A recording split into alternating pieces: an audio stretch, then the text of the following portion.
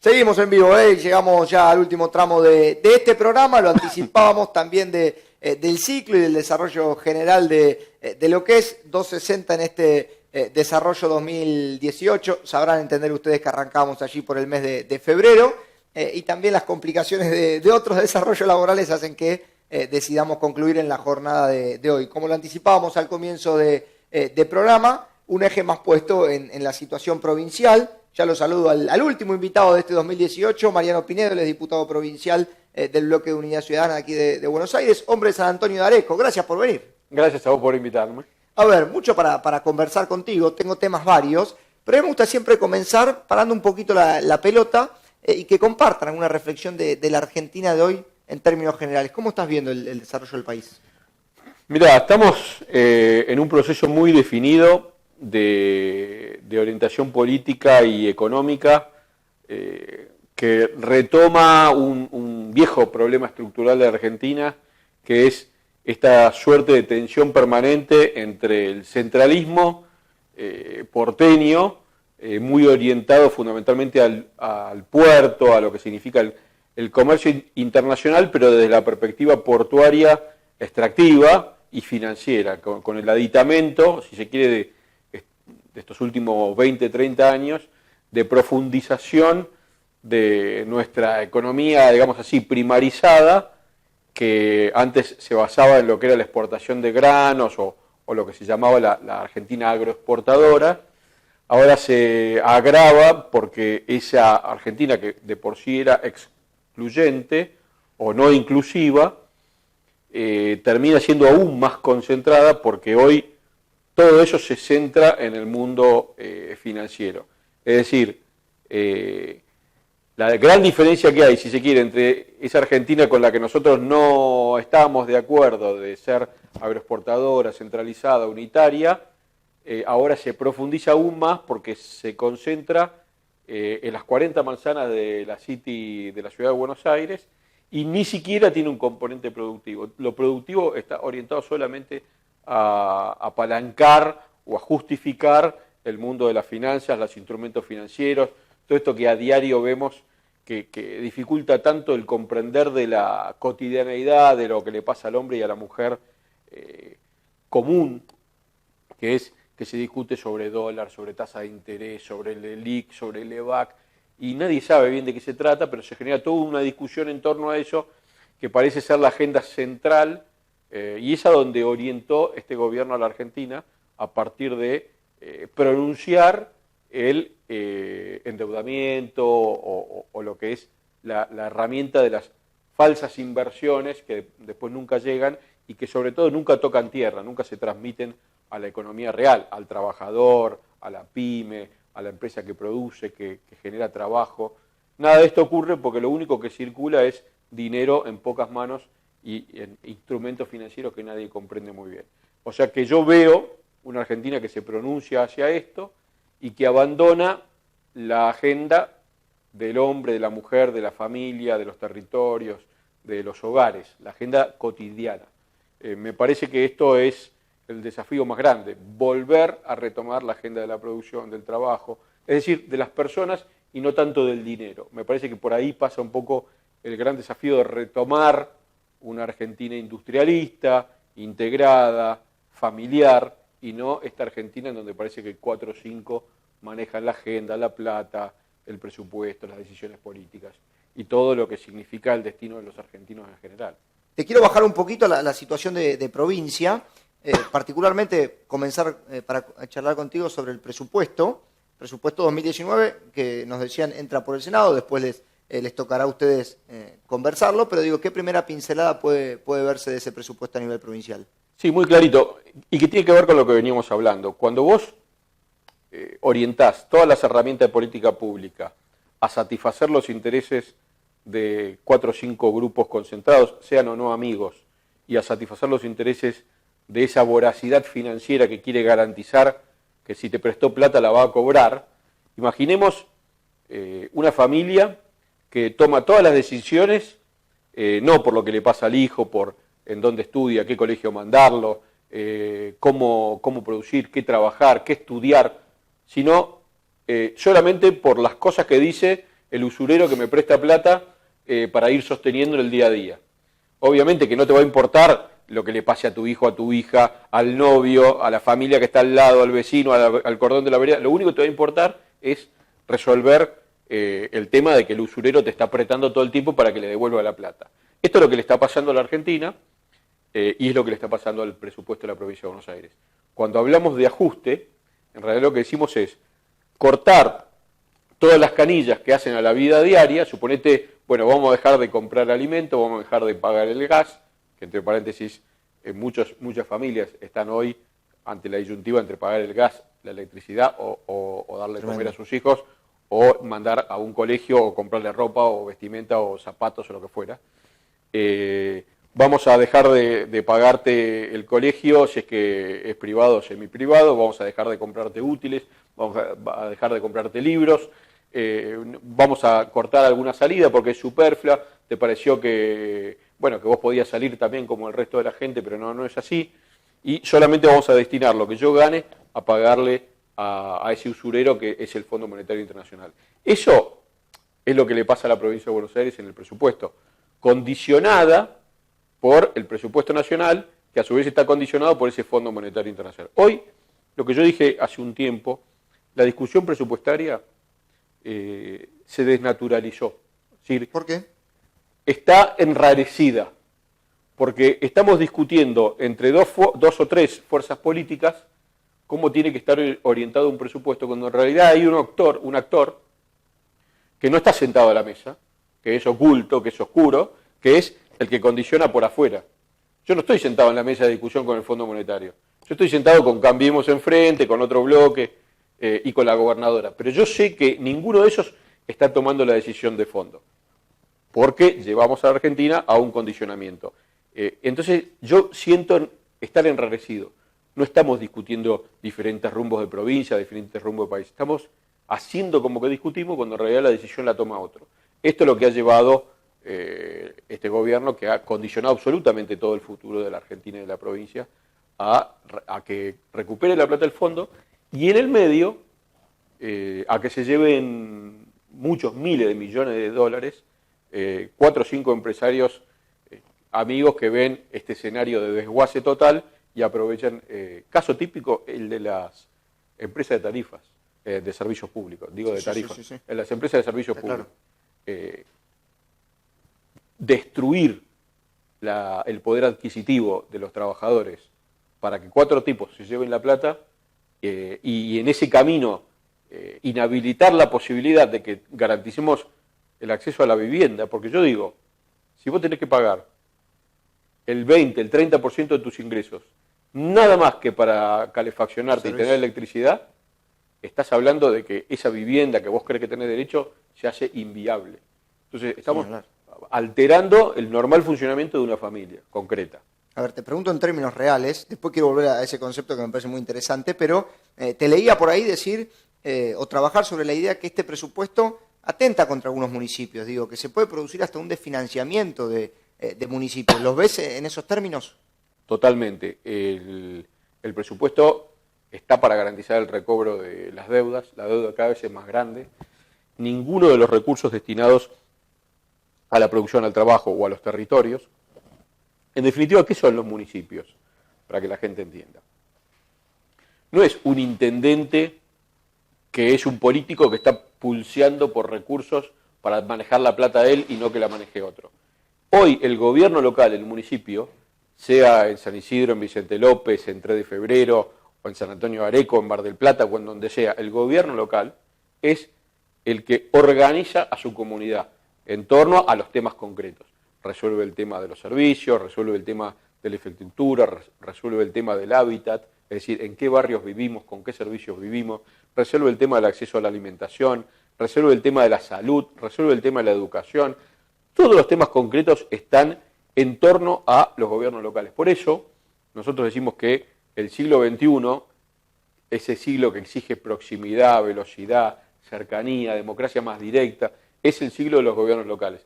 Este gobierno desfinancia a los gobiernos locales, es decir, le quita recursos y a su vez le entrega responsabilidades aún más de las que tiene asumidas, como por ejemplo este disparate de decir que los municipios se tienen que hacer cargo del subsidio a la tarifa social. Es decir, no solo le aumenté la tarifa para hacerlo absolutamente inviable el pago de la tarifa, sino que aquellos sectores más desprotegidos, que es en donde el marco regulatorio le depositaba la posibilidad de que sea subsidiada la tarifa a los más pobres, esos sectores les pagaban una tarifa diferencial, una tarifa social, para que paguen un poco menos. Igual era un montón. Bueno, ese plus que le tienen que garantizar a las empresas, para que se las lleven en ganancias, porque las empresas hoy están con balances de rentabilidad que está retirando el accionista, le está garantizando, y el municipio es el que le tiene que pagar ese diferencial a la empresa. Todo el sistema político argentino, los municipios, el Estado, está intentando ver de qué manera le garantizamos que 4 tipos, cuando digo 4 tipos no es un eufemismo, son 4 tipos, se lleven la ganancia garantizada que les prometió Macri y Vidal. Eso es una transferencia directa del bolsillo del ciudadano a 4 personas que se llevan esa ganancia. Entonces, cuando desfinanciamos municipios, está ocurriendo esto. Le estamos diciendo, solamente vamos a dirigir todo el recurso a garantizar el repago de la deuda. Hoy, por intereses de la deuda del presupuesto que nos presentó Vidal en este 2019 que viene, vamos a pagar el doble de lo que pagamos en el 2018. 54.000 millones solamente para pagar intereses de la deuda. Es, para que se den una idea, de cada 100 pesos de esos 54.000 millones, hay 22 pesos destinados a política sanitaria, o 15 pesos destinados a promoción industrial. Claro. Absolutamente, o 20 pesos destinados a saneamiento, agua corriente. Sí. Y así con todas las variables y comparaciones que podemos hacer. ¿Se toma más deuda en el presupuesto 19? Se toma 100.000 millones, me quedo corto, pero lo que está dibujado son 100.000 millones de pesos más. Hay algunas triquiñuelas que pueden hacer que sea un poco más. Todo esto está en discusión, obviamente, de toda esa deuda. ¿A dónde va? A repagar los intereses de la deuda. Sí, está claro. Porque vos, ¿qué decís? Bueno, van destinados a obras. El presupuesto, cuando lo ves, es muy pobre en obras. Y agregado a eso, hay un tema que es muy grave, sobre todo viniendo de los que eran los paladines de la institucionalidad, que es la discriminación brutal a los municipios opositores de este gobierno. Eso es así, es frente al opositor. Pero totalmente. ¿Cómo se explica que haya 4 o 5 distritos, entre los que está San Antonio de Areco, que tiene un intendente francamente opositor y que encima quiere ser candidato a gobernador, absolutamente 0 de obra? No este año, los 3 años que pasaron. 0 de obra. La única obra que hizo la gobernadora Vidal en San Antonio de Areco es una obra que estaba financiada por el Profide, que es una institución controlada por la bicameral, un fondo específico que fue garantizado por el gobierno anterior. Es decir, es una financiación que se consiguió el gobierno anterior y que se terminó de ejecutar en este gobierno. 0 pesos de inversión de la gobernación en una ciudad que es un emblema de la provincia interior de Buenos Aires, pero ocurre en otras. Pero lo más grave es que fundamentalmente esto apunta a poner de rodillas a los municipios opositores, que le dicen, entre otras cosas, no podés cobrar más tasa del 38%. ¿Cómo es? A las empresas prestadoras de servicio público le puedo aumentar 100.000% y a los municipios no pueden cobrar más tasa que el 38%. Es decir, que nosotros ya veníamos ordenados en materia fiscal, pero si no, a muchos municipios se les hace imposible. A ver, frente a esta situación que relatás, surge el desarrollo que planteabas del intendente aspirando a ser gobernador, digo, por lo menos candidato para las próximas elecciones, y te lo llevo un poco fuera del aire desde un concepto bastante interesante en términos políticos, que es atender el interior de la provincia de Buenos Aires. Digo, no tanto con Urbano, sino pensar o empezar a graficarnos la posibilidad de contemplar un bastión, si se quiere, como es el interior, que hoy es muy pintado de amarillo. ¿Ese es el camino, digo, para pensar una nueva política provincial? La gestión de Paco Durañona en San Antonio de Areco, es un pueblo a 110 kilómetros de la ciudad de Buenos Aires, pleno corazón de la pampa húmeda y producción, digamos, agrícola ganadera. Es una gestión que orientó toda su mirada a un concepto que es el concepto de arraigo. Nosotros tuvimos un proceso en donde planteamos la necesidad de industrializar la ruralidad, ver la ruralidad con esta mirada de tierra, techo y trabajo, ¿no? De garantizar que esa familia que vive en el interior pueda pensar en seguir en su pueblo, pueda pensar en arraigarse, pueda pensar en que sus hijos estudien en una escuela que esté en condiciones y que sea primaria, secundaria, jardín, universidad. Nuestra gestión hizo una universidad. La última universidad creada por el gobierno de Cristina Kirchner, esa pesada herencia que tanto hablan, es la Universidad Nacional de San Antonio de Areco, que es una universidad pensada para el arraigo, pensada para la industrialización de los productos primarios. El acceso a la tierra y a la vivienda, el acceso al alimento, a la cercanía, a la posibilidad de tener un lugar donde vivir, un lugar donde desarrollarse, estudiar, formarse y trabajar, con la creación de un parque industrial y demás. Eso fue una experiencia concreta de gestión, que nosotros creemos que es un discurso que enamora, que cautiva, que enriquece la discusión política. Desde ahí nos vimos en la obligación de alguna manera tensionar, no solo hacia afuera, sino también hacia adentro de nuestro frente, para decir, che, pongamos estos temas en la discusión política. Una agenda del interior es una agenda fresca, que enamora, que cautiva, que llama a protagonizar. No es solamente un discurso ideológico y tampoco es esta cuestión absolutamente aparatosa de decir yo porque tengo más votos soy el que termino de definir toda la jugada. Por eso, a veces, provocando un poquito la discusión, llamamos a desconurbanizar la discusión política, pero no porque estamos en contra del conurbano, sino porque queremos aportar un discurso nuevo. Y aparte, hay que ganar en el interior. Hoy está demostrado que para ganar la elección nacional, pero tampoco la provincial, no te alcanza con el conurbano. No te alcanza con tener muchos votos en el conurbano. Ni hablar. Aparte podés perder votos en el conurbano, si no tenés un discurso novedoso, de esperanzador. Pero si no ganamos el interior, si todo ese mapa que vimos en el 2017 queda todo pintado de amarillo y un puntito chiquitito celeste en el medio, no empezamos a reconvertirlo, no hay posibilidad de ganar la provincia de Buenos Aires. Ni hablar. A ver, te iba a consultar por esa es la apuesta de Paco Durañona y por eso quiere ser gobernador, digamos, ¿no? Para instalar esta agenda de la producción, del trabajo. Ahora vamos a seguir profundizando de eso. Te iba a consultar por la bajada de Movimiento Arraigo, por lo menos cómo se identifican, digo, sí. Hasta los lugares de comunicación tuyo tienen esa situación. Bueno, bien lo has explicado recién. A ver, un poco también para traducir y para que se entienda el desarrollo de la gestión que les toca quizá en Areco, leía por ahí al intendente alguna vez plantear un objetivo, digo, hacia el 2020 con 100% de agua potable y de cloaca, por lo menos para el municipio. Esa idea de enamorar, ¿se tiene que traducir en cosas concretas como esta? Por supuesto, porque en realidad, el enamoramiento ¿en qué consiste? No es en un discurso vacío, es en una convocatoria a protagonizar. Nosotros creemos como peronistas y como peronistas del interior que el protagonismo de la historia lo hacen los pueblos, no lo hacen los dirigentes.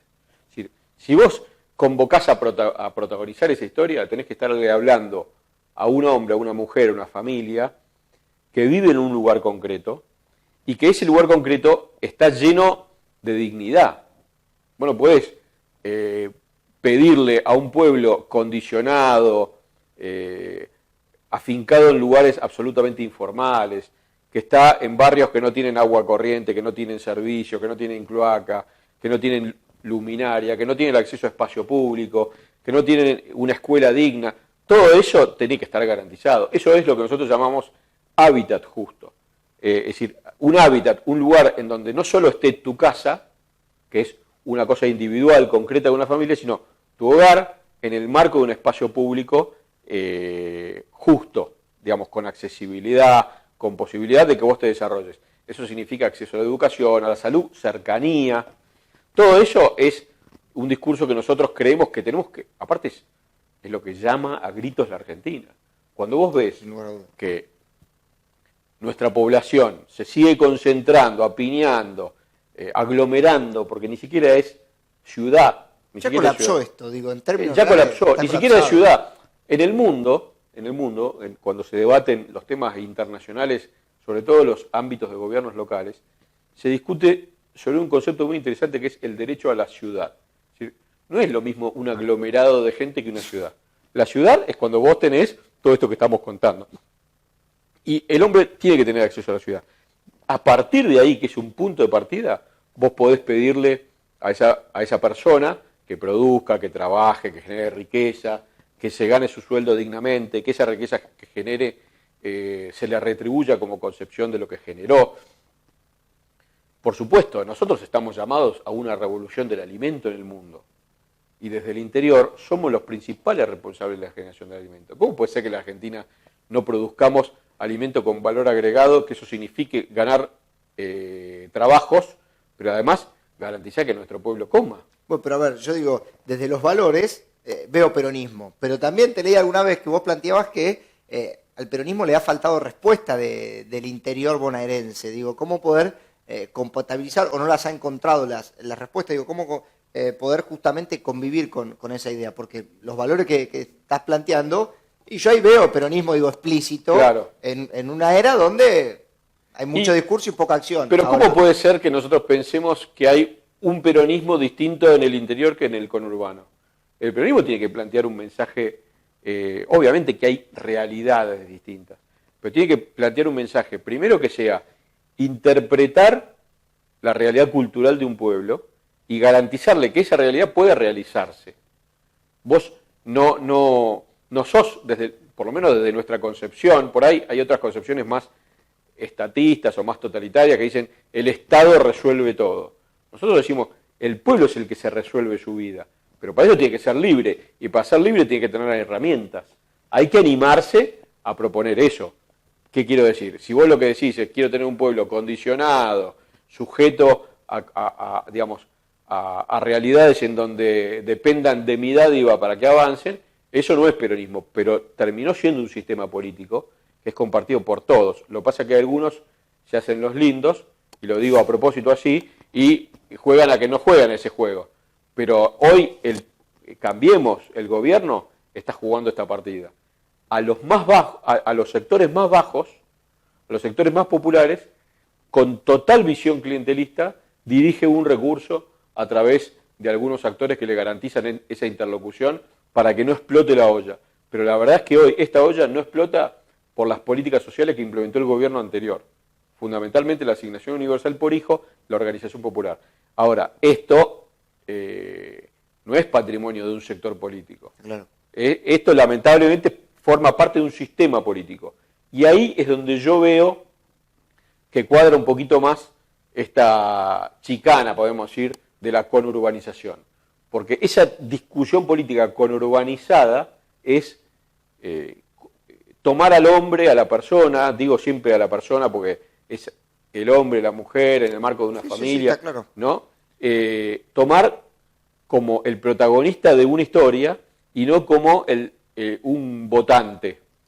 Muchas veces desde las visiones estas mercantilistas o técnicas de cómo se consiguen votantes, los Durán Barba de la vida, se empieza a tomar a los candidatos como un producto y a las personas como meros votantes. Y nosotros no pensamos eso, queremos que la persona está llamada a una realización personal y comunitaria. Sí, pienso mientras te escuchaba, sin entrar en nombres propios, que por ahí este fenómeno de conurbanización lo que hace es identifica al valor del peronismo con ciertos perfiles políticos. Entonces, de repente, el peronismo es malo porque aquellos perfiles políticos que están identificados a tal, sus municipios no gestionan cada vez que caen 2 gotas está inundado, las calles están incirculables, digo, no hay luminaria, hay altos índices de inseguridad, digo, me parece que también ese rompecabezas, por lo menos desde este lado, ha empezado a invadir.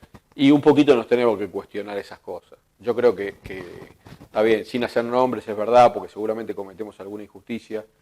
El peronismo ha gestionado mucho y ha trabajado mucho en la contención de los más necesitados, es la visión que tiene, pero tenemos que cuestionarnos. La resolución de los problemas estructurales todavía no fue realizada. Es decir, esta profundización de la concentración poblacional es un tema a resolver.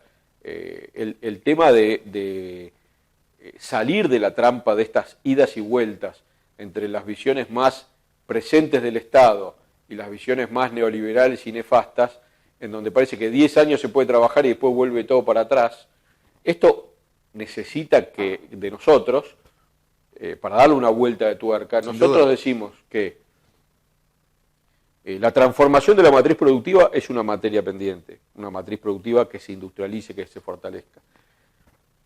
La integración continental es una materia pendiente, no es un tema de discurso. Sin eso no es posible ser independiente, no es posible ser fuertes, industriales, una nación presente y que discuta igual en el mundo. Y después, la institucionalidad. Nosotros estamos regidos por una constitución que no garantiza todo esto que estamos diciendo. Estamos absolutamente seguros, por más que algunos se escandalicen y peguen el grito, que esto requiere de un tratamiento de una nueva constitución. Ahora, para eso tenemos que tener una correlación de fuerzas distinta. Hoy todo el poder está en los grupos concentrados financieros que maneja el gobierno y mediáticos. Y nosotros tenemos que construir nuestra fuente de poder, que es la organización popular. Falta mucho desarrollo y para ello hace falta más peronismo, del bueno, no menos peronismo. En términos de años, hablaste de 2015-2017, ¿cuánto riesgo corremos los bonaerenses y los argentinos de un tropiezo opositor en el 19 y una victoria del gobierno, tanto nacional y provincial? Mira, el gobierno está muy golpeado, por lo menos por lo que nosotros pudimos ver en las ciudades como San Antonio de Areco, está muy golpeado, hay mucha decepción, tuvo muchos votos en el 2017 y un enorme porcentaje de esos votos está disconforme. Lo cual no se transmite necesariamente a una conformidad con una fuerza opositora. Eso hay que construirlo. Y por eso hay que generar confianza, hay que generar contenido, discurso, agenda y metodología. No podemos no tener una agenda novedosa, no podemos seguir la agenda de Macri todo el día. Si yo lo único que hago es relatar lo que Macri hizo mal y contarle a la gente todo el daño que Macri le hace, al final termino siendo un comentarista, para eso están los comentaristas. Entonces yo tengo que poner una agenda propia y aparte tenemos que tener una metodología propia, que haga más partícipe a nuestro pueblo, obvio, pero aunque sea nuestra militancia, que todos tengamos un protagonismo, una palabra, no un protagonismo secundario, un protagonismo principal. Hay organizaciones sociales, organizaciones políticas, organizaciones sindicales, sociedades de fomento, clubes sociales y deportivos, un montón de organización popular que no quiere perder ese espacio común. Y la verdad que el macrismo, el Cambiemos, lo que hace es no solo tomar medidas de ajuste, digamos que podemos calificar ideológicamente, sino que lo que hace es romper el tejido social y romper esa cuestión de encuentro que es la metodología que nosotros tenemos que construir para romper el descarte. La contracara del descarte es el encuentro.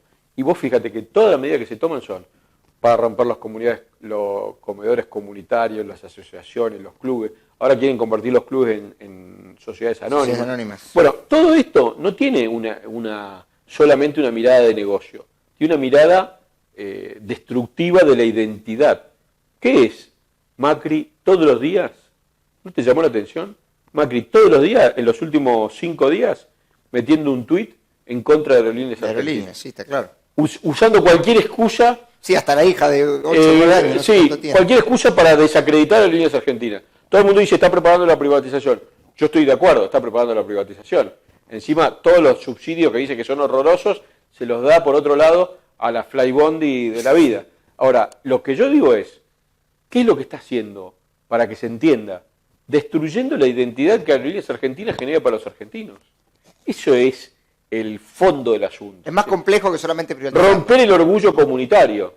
El orgullo tiene que ser, vos ganate lo tuyo, vos ganate lo tuyo, vos ganate lo tuyo, vos podés, pero al final, todo lo que es comunitario, patria, la cosa común, hay que, lo destruye, lo aniquila. Pienso mientras te escucho muchas definiciones quizás cercanas a Francisco y la lejanía, digo, que ha planteado el gobierno incluso para con su figura, que hoy tanto él como la Iglesia es el primer rival.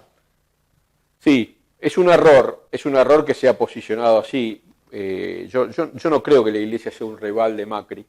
No, yo creo que Macri, gente de Macri quiere que sea así. Exacto. Macri quiere que sea así porque busca lo que se ha generado entre sus votantes como a Francisco como una contracara de esto. Ahora, yo creo que Francisco está en otro campo, en otra pelea que es mucho más dura y que tiene que ver con una realidad mundial muy difícil, la destrucción del planeta, la destrucción de lo comunitario, la destrucción del hombre en última instancia, que se ve todos los días boicoteado por esta lógica de que el dinero es lo que moviliza todas nuestras cero comunidad, lazo de solidaridad, vinculación social. Esa es una pelea dura como mensaje social, no como mensaje religioso. Después están todos los avatares propios de la organización que no viene a cuento en este programa, pero que me parece que es una figura que dista mucho de estar en la chiquita Argentina, digamos, ¿no? Pero nosotros siempre creemos que el mundo es la Argentina. Y que como Francisco es argentino, es un actor acá, pero dista mucho de eso. Lo que sí, eso no le quita autoridad ni a él, ni a los pastores, obispos, curas o lo que fuera, para denunciar la situación social que se está viviendo, ¿no? Que alguien lo tiene que hacer. Sin lugar a duda, bueno, ha terminado el retiro de los obispos durante esta semana que pasó. Ya se sabía, la situación de renunciar progresivamente a la asignación de 140 millones, y yo planteo siempre lo mismo, es las cosas claras, si esa asignación va a ser corrida, es justo también que la Iglesia, en la medida que no vaya pudiendo cubrir comedores, escuelas y demás, se lo traspase al gobierno, tanto nacional, provincial y demás. Sí, no creo que esa sea la idea, pero podría ser planteado como una jugada, digamos, pero me parece que... No, lo digo de un lugar personal, sí. ¿No? No, y bueno, la verdad es que, así como vos lo mencionás con la Iglesia, ¿cuántas organizaciones hay ni hablar, que están trabajando en contener esta situación y que muchas veces son ninguneadas, o en algunos casos vituperadas, o en algunos casos directamente confrontadas y atacadas? Que pasó en Lanús con esos comedores que entraba la policía como una razzia, o en tantos otros lugares. Me parece que acá nosotros creemos en la comunidad organizada como modelo, creemos en esto. No es ni el hombre solo, ni la mujer sola, ni el Estado como máximo aglutinador de todo. Nosotros creemos en la comunidad organizada como modelo y esto lo vamos a sostener y seguir defendiendo. Ahora, en el mientras tanto, hay que recuperar una herramienta que no es la única herramienta, que es el Estado. No es la única herramienta. Muchas veces un error muy grande que cometimos nosotros es creer que todo se resolvía desde el Estado. Tal vez, a mi manera de ver, es uno de los principales errores. Darle tanta centralidad a la política pública, que fueron excelentes, pero muchas veces nos hizo descansar en que el Estado todo lo resolvía. Y nuestra militancia, nuestra organización, nuestra capacidad de organizar, se pinchó mucho por eso y eso hizo que retorne el otro modelo, que es el modelo que tiene Cambiemos, ¿no? La última, Mariano, obviamente agradeciéndote. Deseo para el 2019, te lo pregunto desde el lugar personal, desde el lugar de político, de dirigente, de diputado, te doy la libertad para que lo transformes desde el lugar que consideres más oportuno. Yo la verdad que deseo que el movimiento nacional tenga una expresión unificada, una expresión que profundice en la interpretación de lo que está viviendo el pueblo argentino hoy, que haga el esfuerzo no tanto de bajar grandes líneas ni de imponer discursos, sino de humildemente disponerse a interpretar lo que le pasa al pueblo argentino y representarlo de la mejor manera para ganar la elección del 2019. Creo que es una responsabilidad enorme que tiene el movimiento nacional con todo lo complejo que eso tiene de derrotar a Cambiemos el 10 de diciembre en las urnas y a partir de ahí proponer un gobierno popular, un gobierno nacional que tenga una mirada que no le tema a la grandeza, pero que no sacrifique por esa grandeza la felicidad de nuestro pueblo, que es en definitiva nuestra máxima desde el peronismo. Mariano, agradecerte que hayas venido a conversar hoy con nosotros. Un Yo sé que la placer. producción del otro lado me está matando mensajes. Charlamos 45 minutos más o menos. Habitualmente con los invitados charlamos 20, pero yo quiero reconocer algo, y lo digo honestamente y constructivamente, siéndole la primera vez que converso contigo. Este año han pasado más de 100 invitados, ha sido un ciclo muy largo, hoy llega a su final, pero lo digo honestamente, ha sido una de las personas que mayor profundidad en términos políticos me ha tocado entrevistar y muchas veces hasta con cierta complejidad. Así que me parece valioso reconocer eso. Creo que si la mayoría de los que pasaron por acá hubieran logrado un desarrollo en términos de conversación, por lo menos para conmigo, no quiero decir que no lo tengan, pero por lo menos para conmigo, tendría más esperanza todavía en lo que se puede llegar a venir por delante en la política. Bueno, así muchas gracias por el comentario y por el espacio que obviamente para nosotros es muy valioso poder expresarlo desde acá. Siempre a disposición. Ya por este año, no más, porque llegó la hora de concluirlo. Pero bueno, realmente agradecerte que hayas venido hoy. No, a ustedes.